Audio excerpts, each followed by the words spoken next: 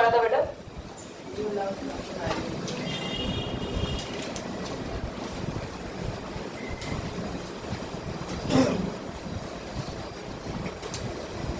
हमने ब्रेन के बाकी होगा किससे पूछने को फायदा ही नहीं है कि और किससे पूछ ले हमने क्या पढ़ा था क्लास में।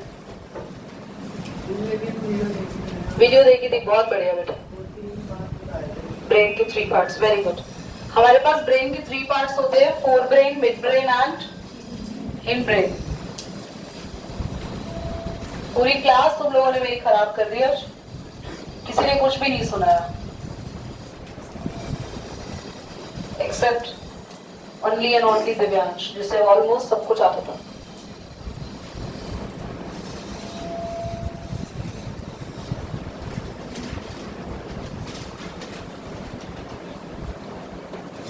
सबसे पहले हम फोर ब्रेन के बारे में बात करेंगे। सो आप सब हेडिंग डालेंगे फोर ब्रेन।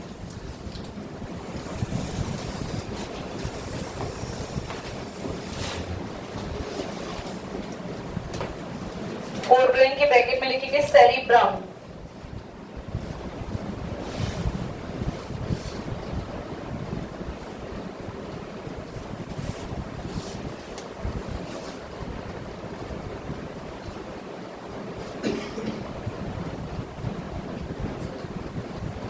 प्लस जितनी भी आपके बॉडी में लर्निंग है, जो भी आपकी ब्रेन में मेमोरीज है, जो आपकी पर्सनालिटी है, आपके सेंस ऑर्गन्स है,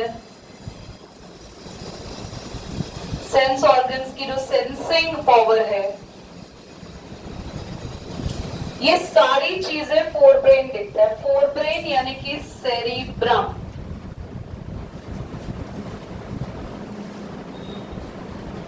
फोर ब्रेन आपकी बॉडी में, आपके ब्रेन में जो आपकी लर्निंग है, जो भी आप याद करते हो, जो भी पास्ट में आपकी मेमोरी स्टोर है, पुरानी बातें, आपकी पर्सनालिटी, क्योंकि आपकी जो बॉडी की जो मूवमेंट्स है,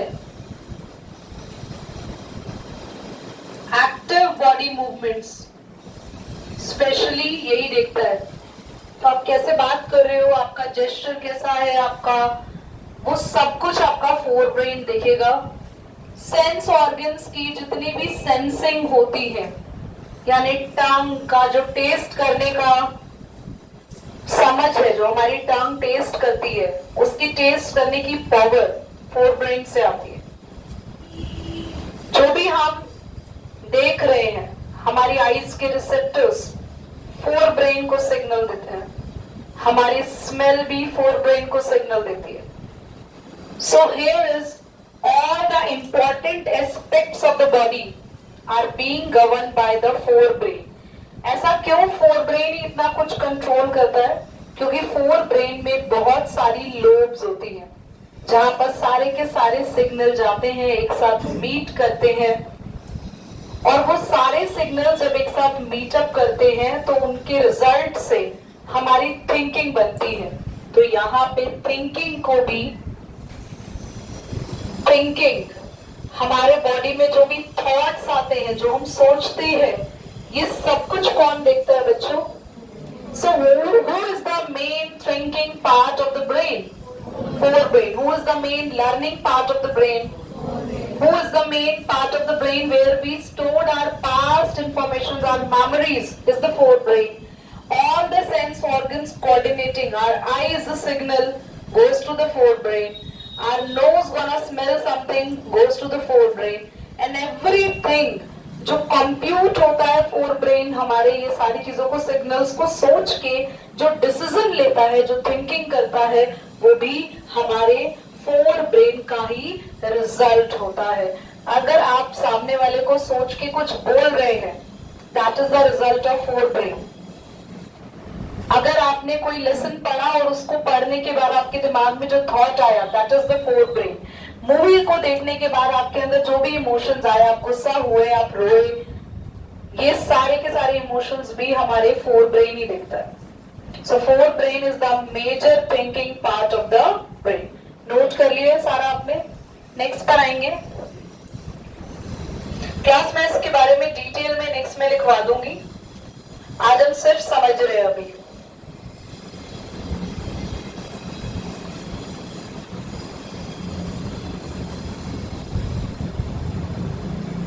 ये नोट हो गया?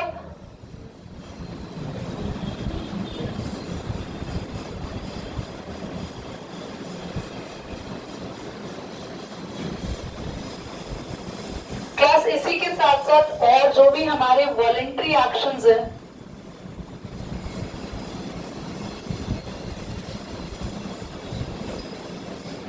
जो भी हमारे वॉलेंट्री एक्शन समझते हो, मैंने अभी बोर्ड पे लिखा, ये मेरा वॉलेंट्री एक्शन होगा या इनवॉलेंट्री एक्शन होगा दिव्यांश? क्यों बेटा वॉलेंट्री क्यों होगा? क्योंकि हम कंट्रोल कर रहे हैं और ये मेरी मर्जी से हो रहा है। पर अगर मेरे इनवॉलेंट्री एक्शन की मैं बात करूं तो ये वो एक्शन होंगे प्रपरीत जो मेरे कंट्रोल में नहीं है। तो वो वाले एक्शंस ये नहीं देख रहा है, ये सारे कौन से एक्शंस देख रहा है? वॉलेंट्री एक्शंस देख रहा है, ठीक है। और इसके बाद हमारा जो मेन आता है that is the hind brain.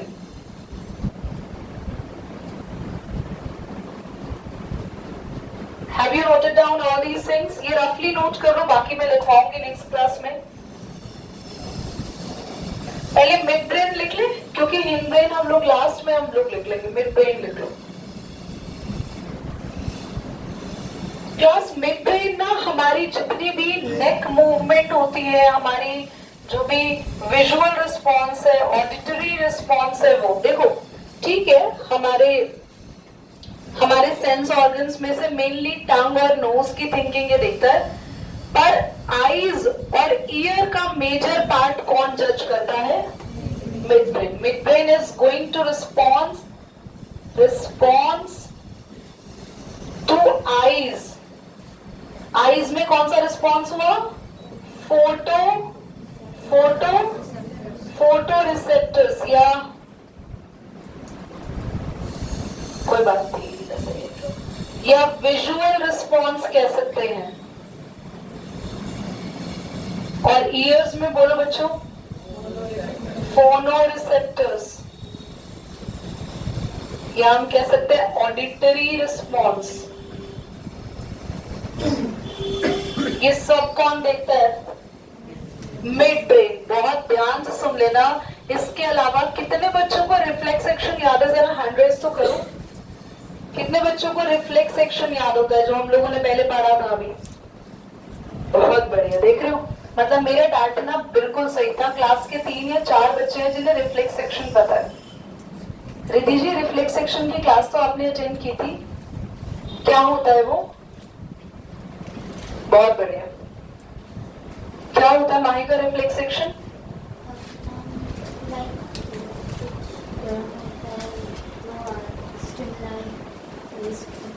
Correct definition चाहिए मुझे रिफ्लेक्स सेक्शन की। हाँ जी बताएं प्राची। अपने आप हो जाते हैं, ब्लिंकिंग ऑफ आई, ठीक है, पर हम इसको करेक्टली कैसे बोले? हम एग्जाम में क्या लिख कर आएंगे?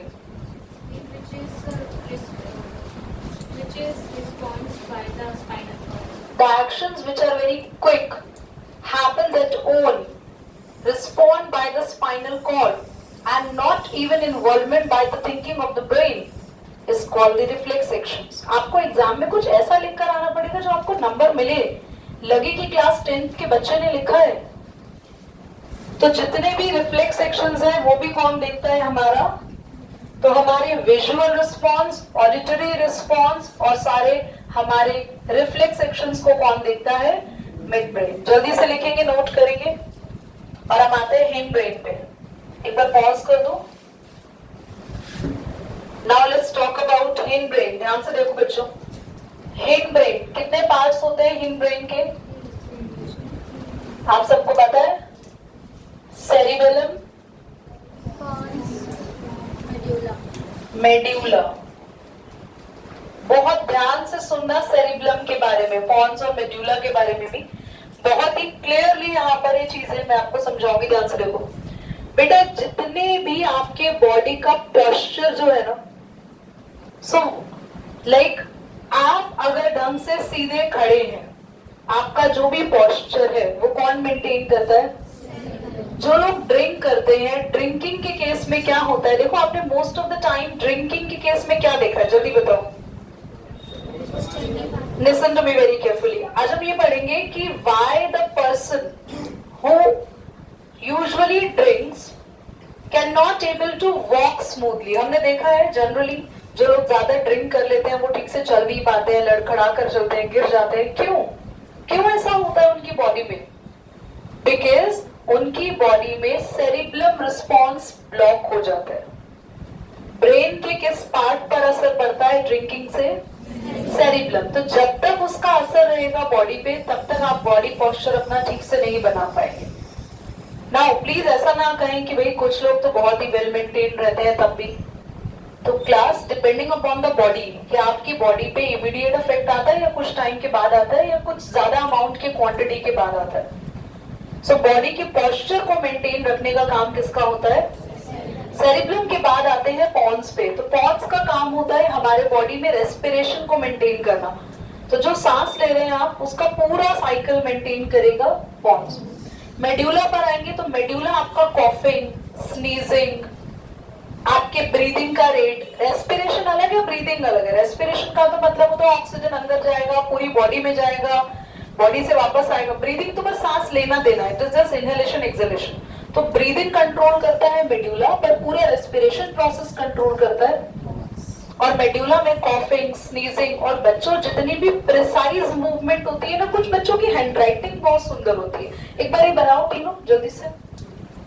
अब एक काम करो, वैसे मैंने आपको पूरा एसेज तो नहीं लिखवाया, रुक जाओ कोई बात नहीं, तुम लोग बाद में ही बना लेना, क्योंकि ये सारे फंक्शंस तो फिर भी ठीक है, इसके सारे फंक्शंस मैं साथ में लिखवा लूंगी।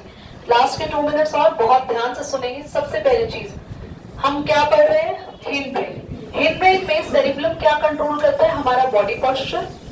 हमारे बॉडी पोस्चर के साथ साथ how to balance the body, हमारी बॉडी कैसे बैलेंस रहती है, हम ठीक से जो चल पा रहे हैं। एक्चुअली आपने देखा छोटे जो बच्चे होते हैं, छोटे बच्चों में चलना वो थोड़ा लेट शुरू करते हैं। एकदम से पैदा होते ही बच्चा चल देता है क्या? नहीं। क्यों? क्योंकि उसकी बॉडी में उसका ब्रेन डेवलप हो रहा होता है। तो बच्चों जब तक वो चलना सीखता है, खड़े होना सीखता है, तो उसकी बॉडी में बैलेंस उतना ही टाइम लगाएगा जब तक उसका सेरिब्लम पूरी तरीके से डेवलप नहीं हो जाएगा। और सेरिब्लम के बारे में हमने क्या पढ़ा? जो लोग ड्रिंक करते हैं और ड्रिंकिंग के बाद उनकी बॉडी का बैलेंस क्यों चेंज हो जाता है? क्योंकि ड्रिंकिंग हमारे सेरिब्लम पर अफेक्ट डालती है, बॉडी पोस्चर को चेंज कर देती है। इसलिए लड़खड़ा कर गिरते हैं, या तो कहीं गिरे हुए होते हैं, या गिरते हैं तो उठा नहीं जाता, या बैठे हैं तो चल नहीं पाते। नेक्स्ट, पॉन्स क्या कंट्रोल करता है? रेस्पिरेशन, पूरा प्रोसेस ऑफ रेस्पिरेशन। साथ ही सेरिब्लम का एक चीज और है गया, मैं डिस्कस कर रही थी आप लोगों से, जिनकी हैंडराइटिंग बहुत सुंदर होती है, जिनके डांस मूवमेंट्स बहुत सुंदर होते हैं, जो बहुत अच्छे आर्टिस्ट होते हैं। आपने देखा होगा 2 बच्चों को खड़ा कर दो, एक तो बहुत बढ़िया डांस कर रहा है कि उसी को देखे जाए, दूसरे से हिला ही नहीं जा रहा बिल्कुल भी, वो मूव दे ही नहीं पा रहा। क्यों? Because of the cerebellum. तो जितना स्ट्रॉन्ग आपका सेरिब्लम है, जितना स्मार्टली आप डांस करते हो, राइटिंग आपकी इतनी अच्छी, आप बहुत अच्छे आर्टिस्ट हो, तो जितनी भी प्रिसाइज मूवमेंट, पेंसिल कैसे पकड़ रखी है, ब्रश को कैसे पकड़ना है। और आपने नोटिस करा होगा जो बच्चे बड़े एक्टिव होते हैं ना, उनकी पेंसिल पिकिंग भी बड़ी ज्यादा शार्प होती है। बचपन में बहुत जल्दी वो पेंसिल पिक कर लेते हैं, बहुत ही सुंदर ABCD बनाते हैं। वही कुछ बच्चों को बनाने में बहुत टाइम लगता है। It is just because how the cerebellum going to develop in the body. Now at the last पर आते हैं मेड्यूला। मेड्यूला आपके बॉडी में कॉफिंग, स्नीजिंग और बाकी के वो जो आपके लोअर लेवल पे जितने भी रिफ्लेक्स सेक्शंस होते हैं उनको कंट्रोल करता है। तो आपको खांसी आ रही है, म्यूकस बन रहा है, आपको बार बार स्नीजिंग आ रहा है, वो सब कुछ कौन देखता है? मेड्यूला। तो इसके बारे में डिटेल में हम पढ़ेंगे नेक्स्ट क्लास के अंदर। इतना ही होगा। अच्छा, ब्रेन खत्म हो गया।